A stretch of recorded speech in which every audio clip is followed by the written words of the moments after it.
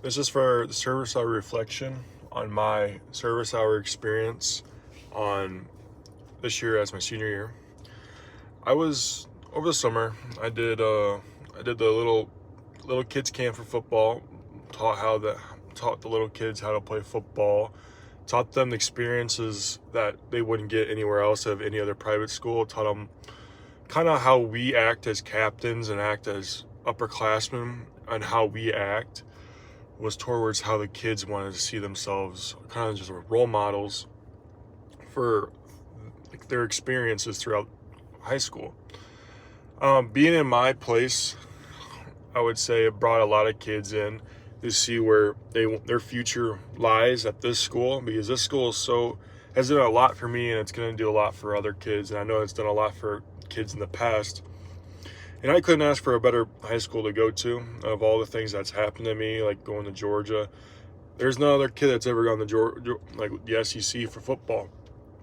So all these kids came in wanting to have pictures, me to sign stuff, and I thought it was a great time to have kids who love to play football and love to compete come here for a couple games to play 7-on-7, flag football, all the 9 yards, and taught them how we run practices and showed them how intense they are, and that's how good we are.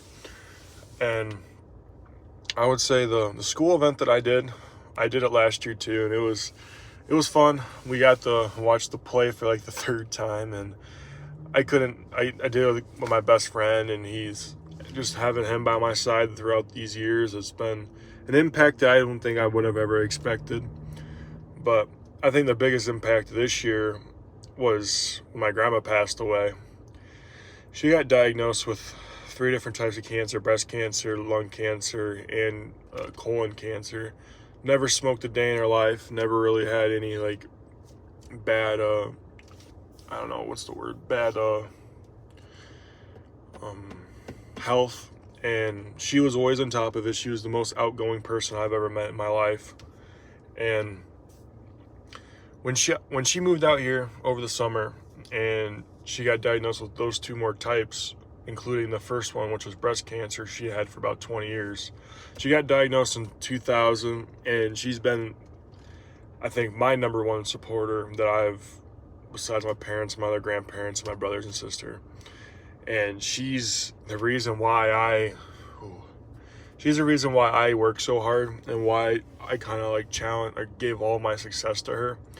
Because where I can't come from, my dad was the guy who would do everything wrong in high school. He partied, he went to practice, he just didn't do the small print, like we say in football.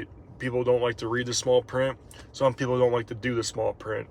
Even if it's like conditioning or jump rope and stretching and all that, my dad was a role model is a role model to me, telling me all the right decisions I should make. He was always been in my corner. But when my grandma started to get ill, she was on hospice, and that's what my time was during the winter sports season. I couldn't do any sports. I mean, I could have, but I wouldn't have gave it my all. But she was going up fine. She was doing pretty good, and everything kind of like went downhill. She wanted to be on hospice when she was 76 at the time. She wanted to be on hospice, and she was ready to have her life was fulfilled. She did whatever she wanted, and she just didn't want to be alone because she was living alone because her husband died in 2000. So when she got diagnosed with cancer, her husband died that same year too. So she's been alone for about 24 years, besides like having like I don't know, kind of like a boyfriend type of thing. And he died 5 years ago. So right after we moved out here, he died. So my grandma wanted to move in with us when her daughter and son lived in Iowa, which was about probably like 30 minutes where she used to live, and none of them really wanted her because my uncle's blind. He's got 2 special needs kids. My other aunt, she's a kind of like a money grabber, and she would have taken advantage of like her assets and her like will.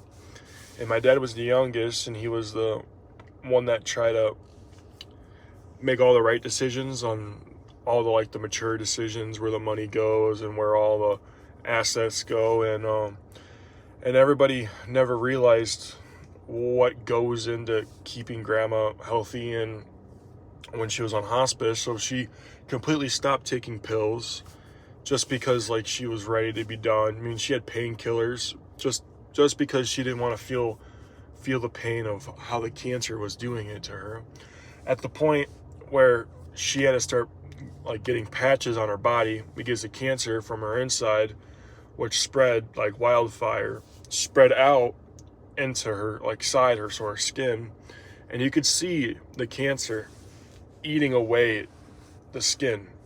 So they literally it would kind of like be an open wound and it'd be bleeding everywhere. And I think over that time span, I learned that you gotta take every day like it's your last. And from her being probably the biggest and the reason why I do everything I do, I work so hard, and she was kind of like that person where I looked at it and I said, every day is a day to live, and every day's a hard working day. And she would always be the person at the end of the day smiling after when you know that she's gonna be passing away from cancer and all that. And yeah, it was just a very rough couple months, and I just couldn't ask for a better person. And then for a future, my number at Georgia was gonna be 76, and that's her age when she passed away. So I know it, and it's just crazy that when she was gonna pass away, like maybe like 2 days later or earlier, my dog started to feel like weird. He was being like super nervous, and he would be shaking. He would be like nudging her hand. Like he wouldn't be doing this at all before. And literally 2 days later, she passed away. And it was just kind of just like I would say a blessing. When I'm not a very big religious man, like I'm assuming like of all the stuff I say in class, but like I don't know, I just don't. I know she's in a better place, and I know she's somewhere up in the clouds, wherever she would be, and I know she's always looking down on me. And it's just kind of like a knowing that every day someone always has it worse than you. By that, you have to take every day like it's your last, like I've been saying. And it's just, I've learned so much just from taking care of her, from, I don't know, just being around her and just seeing how like happy she was up to the last second. And I couldn't ask for a better, like, for her to, I don't know, like leave this earth peacefully and not being in any pain. I never wanted her to be in more pain than what she was. She was probably she was the best person I think I've ever met in my life. She was there through all my up and downs. She was always happy. She would always cook for us. She would always clean. She would do everything that my grandma would, but more. And she was the person that I look up towards the most. When usually people look up towards your dad, me and my dad are almost identical.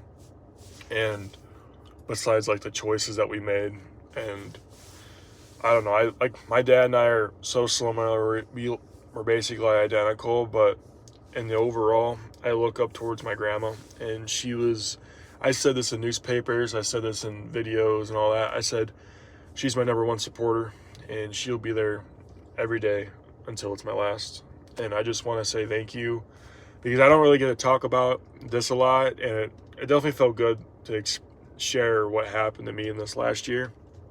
And this last year has definitely taught me a lot, and I just want to say thank you for this year. And I couldn't ask for a better religion teacher, even if I was being a pain in the ass for a couple classes this year. And it's just, I had great conversations learning about church and just learning about how people live their life outside of their day-to-day work life, and just learning about how people learn about what they believe in. And I never would have thought that just by having open concept during class would kind of make like an impact on how you can see other people believe, like see like Drummond or like all those other guys would be talking on what they believe in, like how it affects them. And I think that was probably one of the biggest takeaways that I had during that class this year. But I just want to say thank you, and I just hopefully I'll be back sooner or later to see you guys again, and I can't wait to graduate and be a brother that was a part of this school and this tradition. And I just want to say thank you.